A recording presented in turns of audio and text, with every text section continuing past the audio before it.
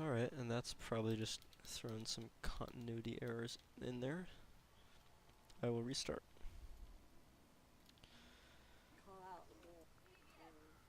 Alright, so this is a review of Riceman2002 Widow gameplay, second half of Rialto on defense. I've watched some of this through, not all of it, so apologies for any horrific mistakes. And of course this is a ranked game, so I can't analyze everything. Things like team composition are largely out of your control. Teammates tilting is often out of your control. And then I'm also going to not try and nitpick your Widow micro. And what I mean by that is like the specifics of your aim. I'm not going to try and tell you that it would have been better if you hit this shot, because obviously that's true. I'm going to try and focus on the positioning, the timing of your hook and mine uses, and kind of your general understanding of your purpose inside the composition of the team. And the first part of that is looking at the team. We've got, on your team, you've got 2 DPS. It's a 2-2-2 comp. It's a pretty standard, pretty common ranked comp.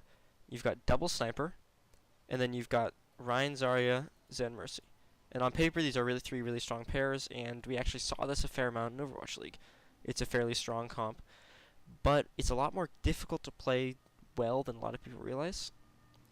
There's 2 things that are important to think about in this comp in ranked, and the first one is your double sniper. It's really easy to not use double sniper well,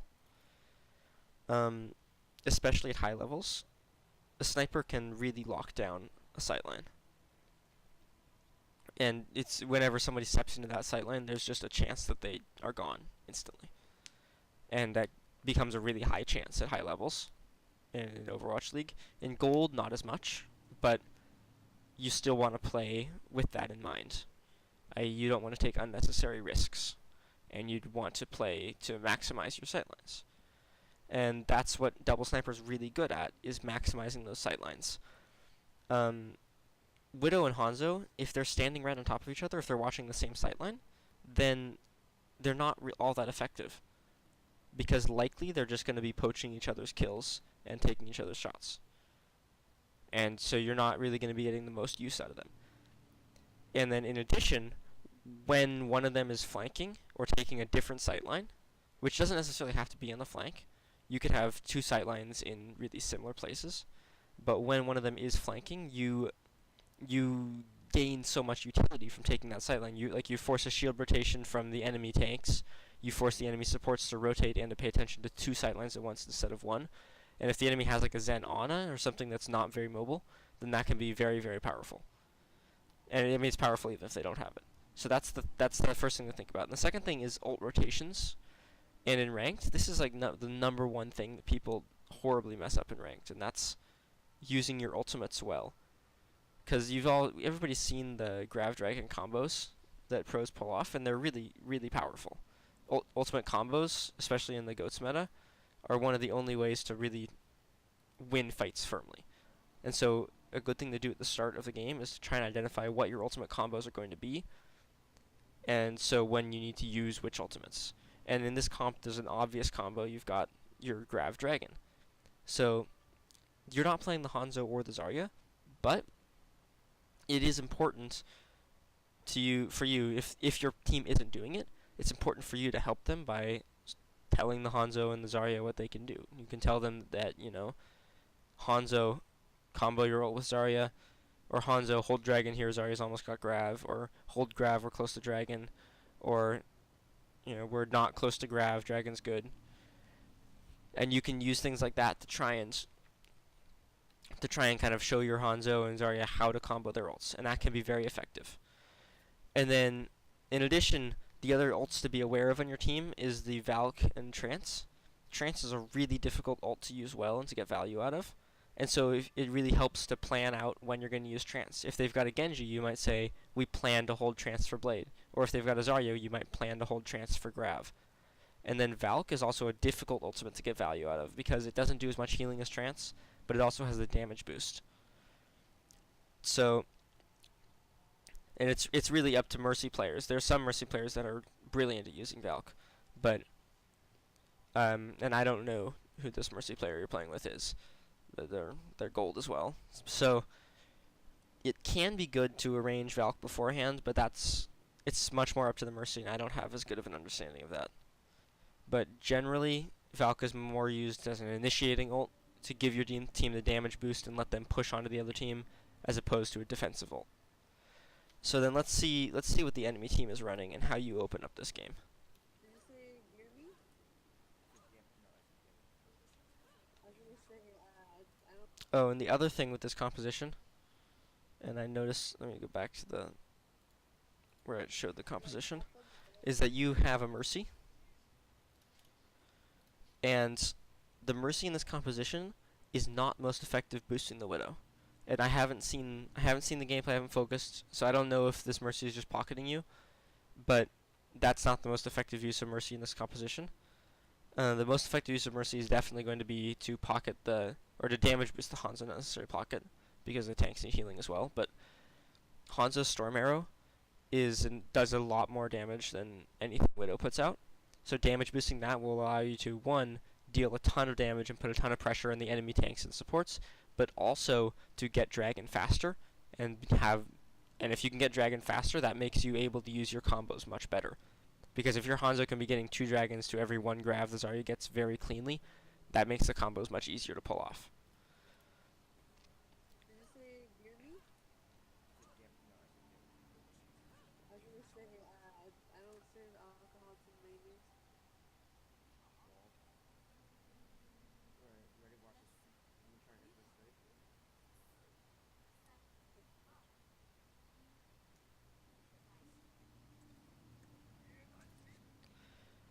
Alright, so this is the first hook shot you take, and it's the first shot in the game.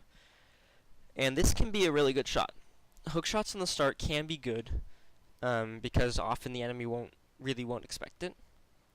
And the main threat to you as Widow, of course, is an opposing sniper or opposing dive tanks can also put pressure on you. But because you have grapple, opposing sniper is going to be much more of a threat.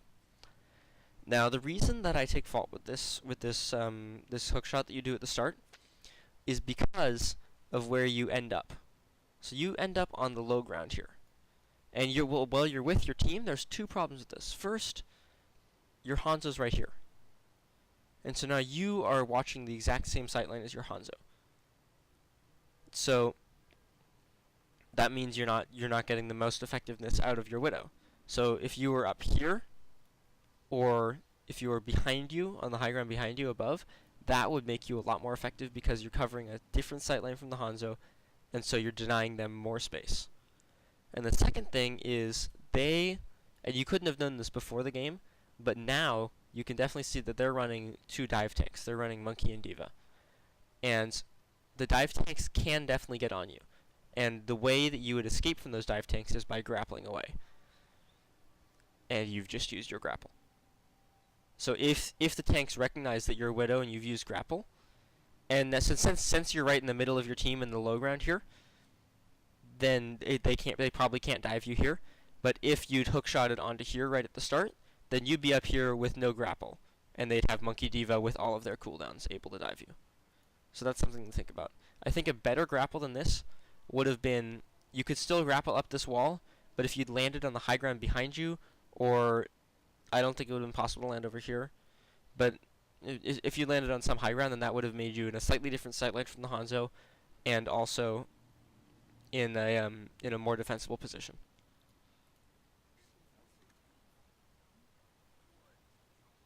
Yeah, so you're continuing to watch this low ground sightline. It's the same as your Hanzo. Okay, now you see they have a Widow.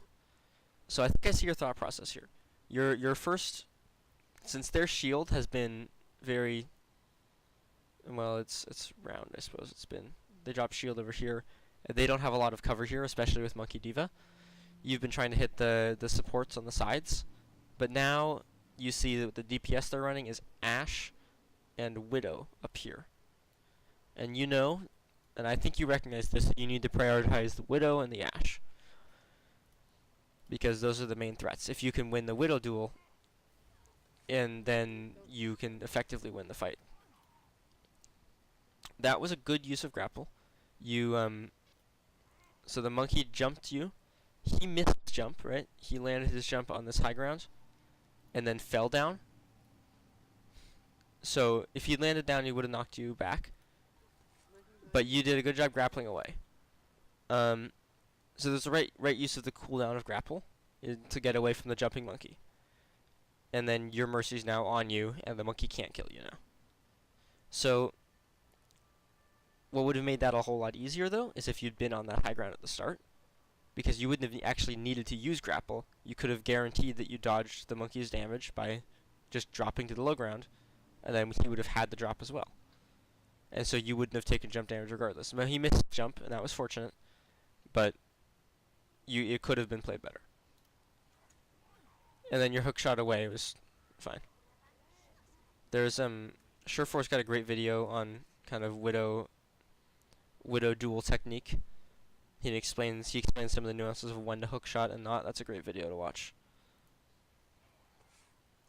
So now this shot is interesting. I don't like it. So you're watching this sightline here in the back. This is an okay sightline to watch. Your Hanzo is here. So you are in the same sightline. But the fight's fairly devolved, and since the monkey jumped in, it's not the worst thing in the world to have both snipers here. You could have been back here, taking another angle in here. The Hanzo comes in here, but that would be more risky, especially because they have that monkey. So I think where you are now is largely okay.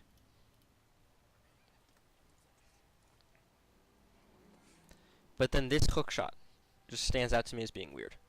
So I think your thought process here is that you're trying to get an angle back towards their spawn. And so you're trying to move up to this high ground to get an angle towards their spawn. But the Ash jumps up here. And I don't know if you see this Ash or not. But if you do see her, then this is not a smart shot to take. Because targets that are in the air are largely easier to hit than targets on the ground. And Ash doesn't have a scope in time. So this Ash could be scoped in on your head right now, right? But you need to scope in for like 1.2 seconds or something before you can actually hit her. So in this duel, you're probably fine on the low ground, actually. You would probably be better off just staying where you are, taking the duel with this Ash, and not jumping and exposing yourself. Now it happens that you both miss the headshots, but this hook shot does two things. So it makes it harder for you to hit the shot, but easier for her to hit the shot. And you do a good job. I see the move where you turn around. I know what you're trying to do there. But in the end, the hook shot made it hard for you to hit those shots, and so the Ash was able to kill you. And that's a fine res for Mercy. If your sniper loses the duel, it's fine the res. Okay, then Monkey re-engages, but he's not doing it very well. He would have died anyways if you hadn't shot him. And then this is what I love to see. So you have the advantage in the fight, and then the ultimate here, your ultimate use here is a little debatable. You could probably have done this without walls, but you have advantage in the fight. You know the monkey's out, and he's the one who's primarily going to be threatening you if you flank. So you take this super wide flank, you kill the Widow first, then you try and kill the Mercy. And it's fine if you miss the Mercy because, well, you already killed the Widow. You've won the fight. And then you're still just hanging out in the flank here. And then you realize when you're threatened by the supports and snipers that are back, and you back out. That's a good job noticing the Ashes there and challenging her. Okay, this is an interesting engagement because they send both their snipers down here, and so you have an angle that's entirely separate from your Hanzo, which is good. You're challenging both their snipers, also good. You hit a good shot on the Ash, and then the Widow challenges. You see her. And then you go for this hook shot here. And this is the same thing I talked about earlier. when you're hookshotting in the middle of the duel in the open, you're actually just making it easier for the opposing sniper to hit you and harder for you to hit the shot. Hookshots are good because they let you kind of pop out at an unexpected angle, and that's why that hookshot from behind the wall at the start is good, because the Widow doesn't expect that you're there. But if the Widow sees you hook up here, then she can predict your movement very accurately, and especially at higher ranks, the Widow here will hit that shot, and she will kill because she's been scoped in for longer than you've been scoped in, because you took the time out of scope to hook. Right? So you do the hook shot, and you miss the shot, and she misses the shot. And then you're in this close range engagement, and you do hit the shot, but because you hooked forward, and because you took so much time with that engagement, you're now completely behind the enemy team, and you end up dying here. That doesn't matter that you died to Mercy. That's fine. So what I would have suggested doing there is take some shots at the Widow, but recognize two things. First off, don't push forward in the close range. You have your defender, and don't do the hook shot up here. And let's go back and watch that fight again, and try and think not about your positioning exactly, but about the whole entire team fight. So this is just cleaning up at the end of the last fight. Alright, little skirmish here.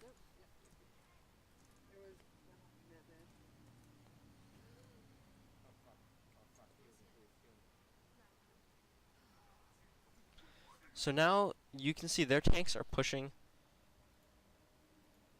Yes, their tanks are pushing in mid.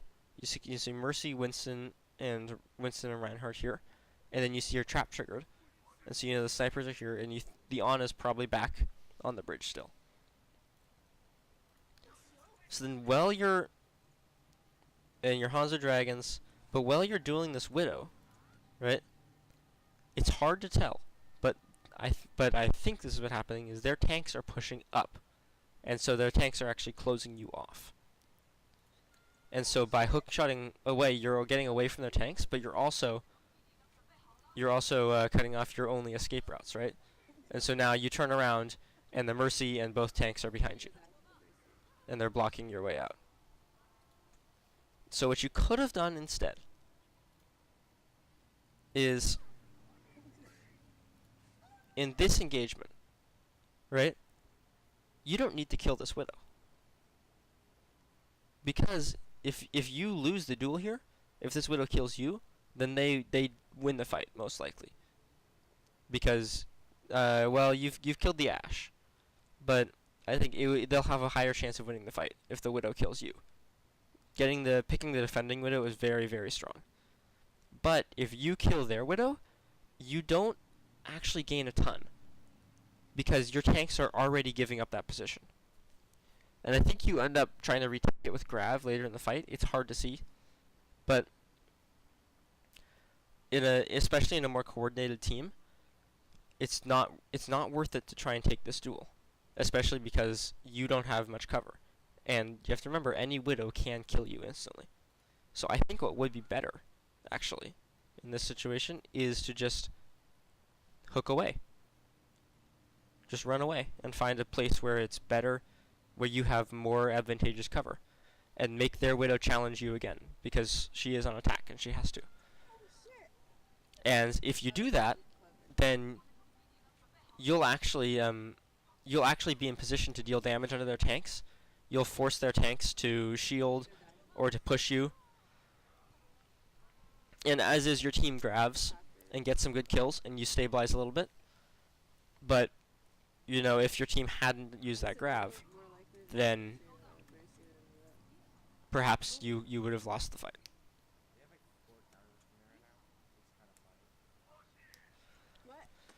And it's hard to see here. You go up to the high ground. High ground as Widow is something you always want to take. And this is a good spot. You're watching these are very narrow sight lines, but you can watch them. And I don't remember, you stuck your mine behind you, it looks like. Oh, this is at spawn. Okay, you threw it at spawn. Okay, so then they choose to come here in the fight, and this is a great angle for you. You have this angle very well. You're not stacked with the Hanzo, so you aren't setting up a crossfire per se, but you are forcing them to take care. And you can see that the Mercy fly across here, and your Hanzo actually. Oh no, you are setting up a crossfire. Your Hanzo. This is a great play from your Hanzo. He comes around here, and shoots into the back of their team while you're shooting into the front, right? The Reinhardt cannot shield both of those angles. So the Hanzo gets the Mercy, and even though you aren't doing anything here, you aren't shooting anybody, you are having an effect because you're allowing the Hanzo to be here by shooting this Rein shield.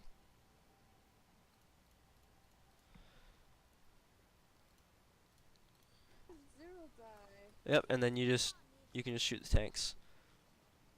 This is good. You're trying to peel for your Zen, I can see, but yeah, I mean that's fine. And then the monkey dives, you grapple away, and you live more, I think, through the fault of the monkey, Get away from there, get away but you did get good peel, and then you grapple out when the team's on you. One small play that you could have perhaps recognized better. I think this is fine. The monkey dives you, but you have a plan to grapple away. But here's where you probably could have done something a little bit better, is how you grapple away. So where you grapple, actually, you'll notice you end up right on top of the monkey. And so, yes, you get this opportunity to look, but you're right on top of the monkey. So what would be a better way to grapple is to get somewhere the monkey can't get you. So you can see that the monkey actually uses his jump cooldown to get up to you. So what you can do in this situation, and this is something that a lot of people do, it's a common and clever way to get away from monkeys, is you can drop and then grapple up again. Oh, I just used grapple. But so, let's say there's a monkey down here, right? Down here, and he wants to jump me, right? And I'm shooting at him. He jumps me, and I drop, right? And now he's up there, and I'm down here. And maybe I've evaded the jump damage, or maybe he hits me with jump damage, and I fly off, and I could fly further out here, right? And now I'm far away from the monkey, but he doesn't have jump, and I still have grapple. So now I've evaded the monkey even more. And if he drops to follow me, then I can just grapple back up. And now he's still over here. Right? So that's a common and clever way you can get away from monkeys who jump you. And that will hopefully give your supports enough time to pay attention. Because of course, grapple is on a 10-second cooldown and jumps on 5. So you can't evade him like that forever because his cooldown will catch up with you. But that'll let you do it for a pretty long time. Alright, so you grapple, and then next to the monkey, and I don't know, you call for help here. I need help. Yes, yes, you are calling for help. Got it. Alright, And you do get support help. But now, right, you have grapple, you know monkey doesn't have jump, so if you grapple up to a high ground here, you're safe for a bit. And also, but also, they are still pushing cart. They have 2 on cart. They've got the Sombra and the monkey here. Your Hanzo's dead, and your Ryan is dead. So you aren't actually winning the fight here. You're not in a cleanup phase anymore. And this is hard because in gold there's really no defined fights. But recognizing when you're in the cleanup phase of a fight, when the enemy's retreating, and when the enemy is pushing you, is important, because now the enemy is actually pushing you, but you're pushing into them as solo Widow. Get away from there, get away. And so you look up, and all of a sudden the Reinhardt's on you, and the Mercy's on you, right? And so you grapple up to this high ground. And this high ground is actually a quite strong place against their composition, because the only character they have that can get to high ground is Monkey, and maybe Sombra. But you know Monkey doesn't have jump, or Monkey's not focusing on you. Sombra's definitely not focusing on you. So and this is good target prioritization. You see they have a Widow, she hasn't seen you, and so you focus out that Widow. That's good. And you get the kill on the Widow. Monkey's primaling in your backline. Yeah, you can't kill him. So you try and spawn camp the Ana instead. I need help. But here, right? Do you have any idea what just happened back here? Right? When you last saw this place, your Mercy was alive. I think some other people on your team were probably still alive as well. Let's just replay that fight and watch the kill feed. I got it. Alright, so you're Ryan Get away from dies. Get off. You grapple up, and the Ryan keeps pushing under. Did he slam there? Yes. So the enemy Ryan uses Shatter. And so you know that below you, all of your healers are in trouble because you heard his Shatter voice line. But you don't have an angle on them. You see the healer, and you hear that? Your Mercy's calling for help. And at that point, it's good to prioritize the Widow. But then you look back here, and you've got there's 4 people here, and Monkey's primaling them with a Mercy. And while you can't kill the Monkey, you probably could kill the Mercy. She reses the Sombra. No. So now, and Zarya dies, right? So if you pay attention to the kill feed, you'll see that what was a 4v2 just turned into a 3v3. And the Monkey has primal up. So then while you're focusing here, I need help. Monkey goes down, and Sombra kills Mercy. And now it's back to a 2v2. But if you've been looking over here, you could have helped protect your Mercy. And then if you keep your Mercy alive here, then you can stay in this fight much stronger. Because right now, you have 3 up, it looks like, and is your Ryan below you or coming back? And they still have 3 up as well. Ooh. And during that whole time, right, you couldn't actually have shot the Ana because she's hiding behind the payload. Ooh, that was dirty.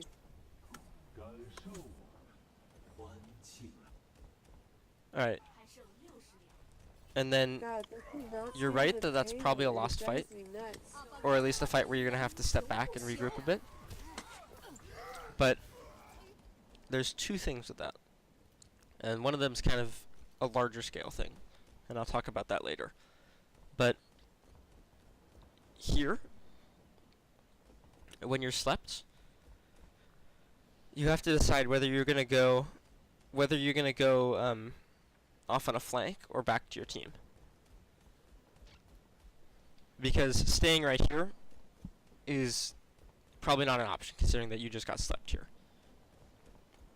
And they've probably got people watching those sightlines. And since they do have a Widow, you could expect to be one-shot, but if you aren't, are you going to go here, or are you going to go here? And you choose this one. You go this way, and you go for more of a flank. Now, your team right now is in like a 4v4, I think.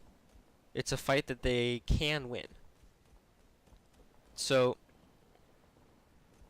during the fight, your objective should be to get an angle on the fight where you can A, kill the enemy Widow, B, fire on the enemy supports, Widow and other snipers, and B, fire on the enemy supports. They've only got Widow right now. And so that's kind of what you do. You find this angle where you can kill the enemy Widow, but then this is a really tough angle to kill the supports from. So, and none of them, you're not drawing any attention, but you also, it's unlikely you're going to kill any of these 3. And then the Monkey pushes you.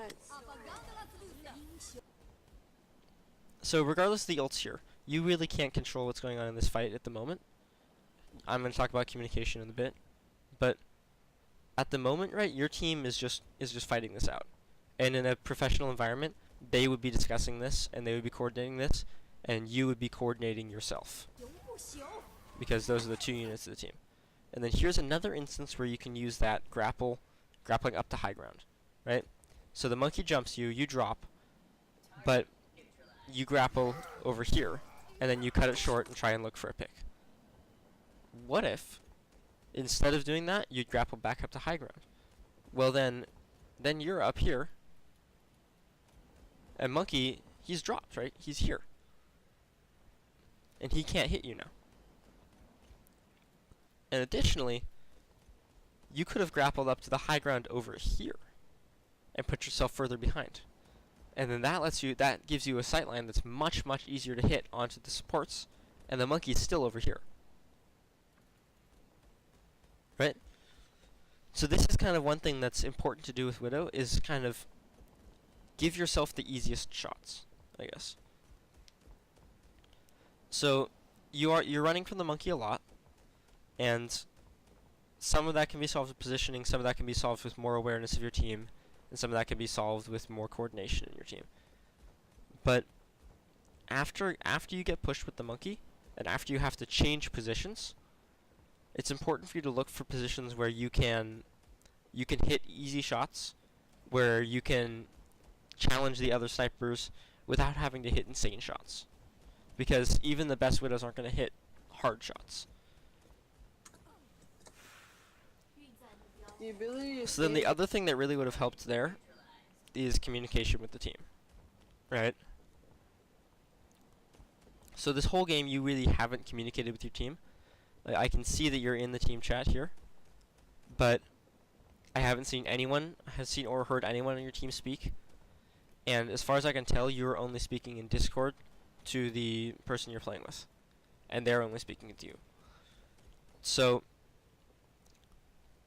communication is everything in Overwatch. And if you notice, the number one difference between a GM game and a gold game is everybody is talking in GM. Everybody just continually talks, right? Because that's how the game is played best. So, and that's how you can affect things like coordinating the ultimates between your Hanzo and your Zarya. You can talk to them and plan it out. And that's how you can do things like coordinating and making plans for when you're going to be using Trance or Valk, or if your Ryan's trying to look for a Shatter, or if you're on the flank, or if Hanzo's going to flank and you're going to try and make opportunity for him. And you're doing a lot of that by just kind of instincts and guessing, but it's a lot easier to do if you're communicating with your team. together on the, like as a team. And additionally, when you're communicating with your team, I just thought of this, you can also communicate when, say, you're looking for Widow. You can ask your team, where's Widow? They can give you that information, so you don't need to scout. You can do a hook shot knowing that she's not able to look at that angle, or that she won't be. And when the Monkey tries to jump you, you can say, before the Monkey jumps you, you can say, Monkey's trying to look to jump me. Can I get Harmony Zen? Or can I have a...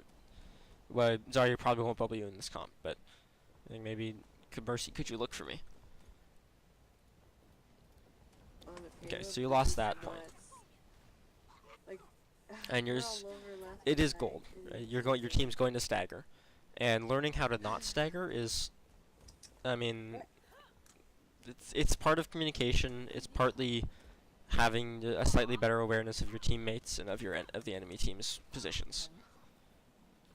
And but I mean, I think the most important thing is communication. Okay, so here you are on the flank again. Now the reason this is a good flank is because you have walls up, right? You can see the positions, and you can see that these two are very exposed. They don't have cover. They're not looking at you, and you think you can kill them. And you're probably right. You can kill them. I haven't watched beyond this point. But the thing you need to be looking for is that you're down a player. You're still in the staggering phase from last fight, right? So all of your teammates aren't actually together. Which means that even if you kill the Widow, by the time your team is able to capitalize on it, by the time your team's able to push onto the cart and take advantage of the fact that Widow's no longer here, the Widow will be back. So right now really isn't a great time to flank, and it really isn't a great time to pop walls.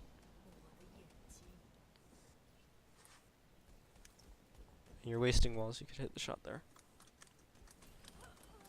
But you don't miss. That's good. Yep, and then you go for the Mercy. You're fully behind now. But who's here on your team? It's just Hanzo.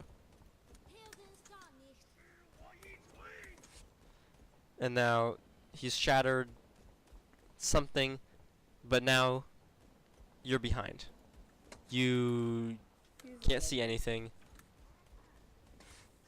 And now you're in the same window as Hanzo. So that fight, right? You really didn't do a lot. Yes, you flanked and killed the Widow. But the cart moved a decent amount, and I think your team wins the fight. I'm not sure. I mean, I think it happened here. Okay, that Widow is just not paying attention to anything. But okay, yeah. So your team wins the fight here, or they should. But for a good 7 to 10 seconds of that fight, you were just kind of off. And you didn't have any angles. So, a better flank to take here, where is it? Here, would maybe be to just stay up on this wall and not fully commit to going behind. Because by the time you actually hit this shot on Widow, because you do take your time with the shot, by the time you hit the shot on the Widow, the Ana is out of your range. The Mercy is going to fly here, and their Ryan is already engaging, and he's all the way around the corner. So you do have hook back up. You could have gone back up to the wall, but being on this low ground here was not very effective in the fight. And then the other thing I want to talk about is you delaying this shot on the Widow. I know I wasn't going to talk about aim, and you might feel like this is necessary to hit the shot, but here's the thing. You don't actually need to hit this shot. And it may feel like you do, but the thing about this Widow duel is the important thing about killing the Widow isn't that the Widow is dead, it's that the Widow can't shoot your team. And the other thing that makes the Widow not able to shoot your team is if she's trying to shoot you. So if you can just distract the Widow, that can have the same impact as killing her. And so that, if you'd taken that shot earlier and pushed up earlier, then maybe you could have seen that. And then you're kind of dithering here. So in this case, what you should recognize is that you're in the exact same space as your Hanzo. And so you want to take a different sightline.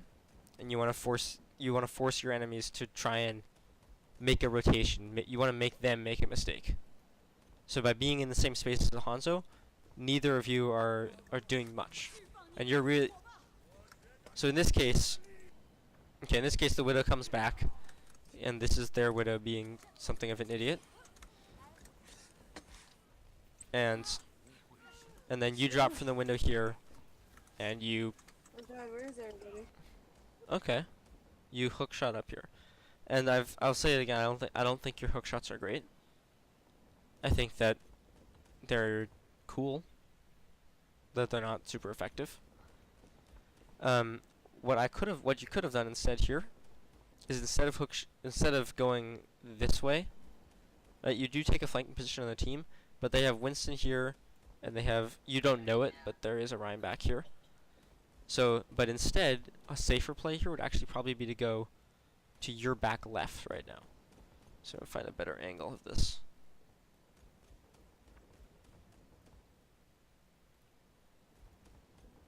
Sure. If you just turn to the left here and go behind boxes here towards the Mega, then that will actually let you that'll let you take a different angle where you have shots on this monkey that are different from the Hanzo, and what you probably don't know that their Ryan is here, but you could guess, or you could think that there may be more of their team out here, and then you could take shots on them. And instead, this hook shot really doesn't accomplish anything, and it brings you closer to their Ryan. Okay, stare down. You probably should have gotten pinned there. You got a little bit robbed. Alright, but now you're on the flank. Okay, you get antsied. So, generally that was set up by this hook shot. if you'd fully committed to a direction, then you probably could have taken easier shots. And the shots from here, given that the Ana ends up here, I think the shots from these boxes would have been very hard. But the hook shot up here, the only target you had was a shield. I'm so good. God. You res me? That's a dumb question to ask. There's no way she gets No. you. Or Zenyatta. Or Zenyatta. No, Zen. What is our Reinhardt doing?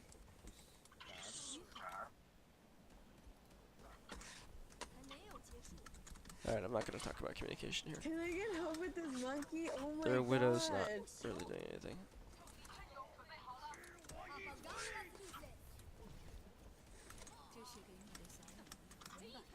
Mercy pushes with Valk, was that's that? fairly normal. So, this use of walls is just a minor thing that I'm going to talk about, but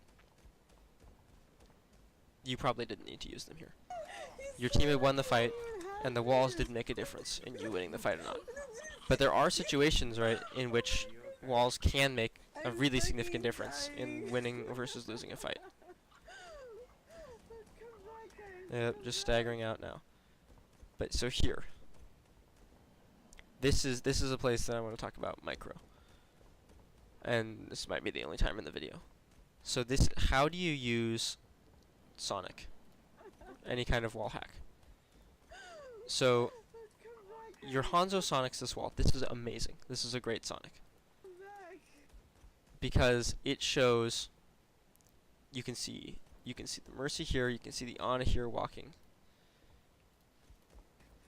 And there's a reason that walls is such a powerful ultimate in the Widow duel. And the Ana's covering here still, so you can see them through the walls peeking. So I want to look at your crosshair placement here.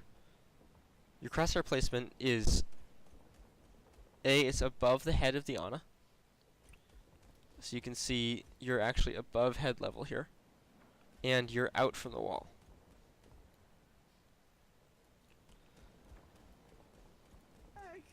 Right? And so you do hit the body, but it's delayed. And then your crosshair placement here is still very in the middle of this gap. Right? And it's not really at head level of anybody who's passing through the gap. So right now, because you have wall hacks onto the Mercy and Ana, you'd probably want to target them. And so here, I'm just going to hop into Overwatch real quick, and I'm going to show how generally how people use wall hacks. No one can hide. You see this from bot to the my wall? sight. Then watch my crosshair placement. It's really close to the wall. Because you have walls, you can have your crosshair super close and still be able to hit them. Because you can see through the wall. Right? So a crosshair placement like this, right, if I'm trying to peek them from the left, a crosshair placement out here might be better if you don't have walls. When you do, you can actually put it right over here, and then it might even be worth taking some time to just get used to shooting people right as they pop out from the wall. Because that's, and if you watch pros play, that's how they'll use the wall hacks. No one can So hide from my sight. So this bot here, he's gonna pass back through here. I can shoot him directly as he exits the wall, because I have the wall hacks up. So I know when he's gonna pop out from cover and when I can hit him, and so I can have my crosshair placement really close. And this is what makes walls such a powerful ultimate, and what makes wall hacks really powerful in this game, is that you can essentially like deny an opponent from being able to peek. Right? Because in a Widow duel, right, that's incredibly powerful. If you know exactly where the enemy Widow's peeking from, and you can, it's almost as though you have instantaneous reactions, right? No one can You don't- hide from my sight. You don't really need to, you can take a duel that it's really tough for you to win, because you don't need to react super fast. You have instantaneous reactions because you have the wall hacks. And so Hanzo Arrow is very powerful in this regard, because it lets you sort of have a very easy shot onto the Ana. Okay, you see the Widow. Take your time, but kill her. That's good. And then this is a nice spot. I like this spot because you've got a great escape route here. You've got a great sight line onto kind of this whole bridge that they're coming across. And because of the canopy, it's tough for the monkey to dive you. And then you pull out when you recognize that you can't do anything. And then you're back in this spot. And this bridge, so earlier you were up here, and then now you're in this area. Both these areas have very steep angles down to where the fight's actually occurring. So it might be better for you to try and look for places where you've got flatter angles, because these steep shots from directly above are very hard to hit.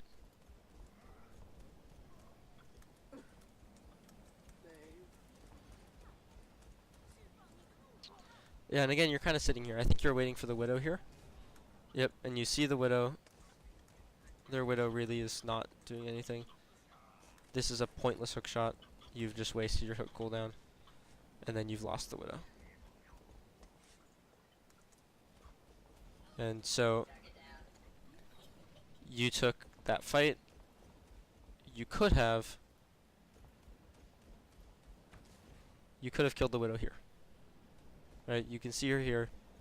She doesn't see you, and you don't really need to respect this Widow, to be honest. And so you can literally just kill her here. But instead, you drag this out from 646. Right, you're not really doing anything here. Maybe you're trying to like 360 her. Alright. And it took you 20 seconds. 14 seconds to kill the Widow. Or 14 extra seconds. Right, and then this is a fine angle that you take back here. Again, it's really vertical, and so an angle that's further back in a safer position would have been easier to take. But it's almost the end. And now it's the end, and you're just kind of messing around. So overall, what would improve your gameplay the most, I think, would be communication and more conservative play. So communication, of course, it's ranked. You're not always going to get perfect communication, but communication would be good, and it would be helpful to coordinate your team more and to work with your team more to set up situations where you're able to pop off. So that's the first thing. And then the second thing would be to really focus on setting up easier shots for yourself. You're putting yourself in a position to hit some hard shots, and while they'd look really impressive if you hit them, you're really not hitting them. And so if you play further back in more conservative positions with respect to your team's positioning, then that will let you hit more shots and really kind of zone out more meaningful sightlines. So what I'd like to see next from you is a video of you playing with a team. I'm sure you are aware 6-man team play is vastly different from ranked. Because you get to actually pick good team compositions. So that would be something that I'd really like to see in terms of a video to review. I think your Widow is fine. You've got some good fundamentals. Your aim is fine. It's not, you're no Carpe, but aim is something that can be practiced and improved. So I would keep going. I would keep trying to communicate, and I would keep practicing your aim and your in-game game sense.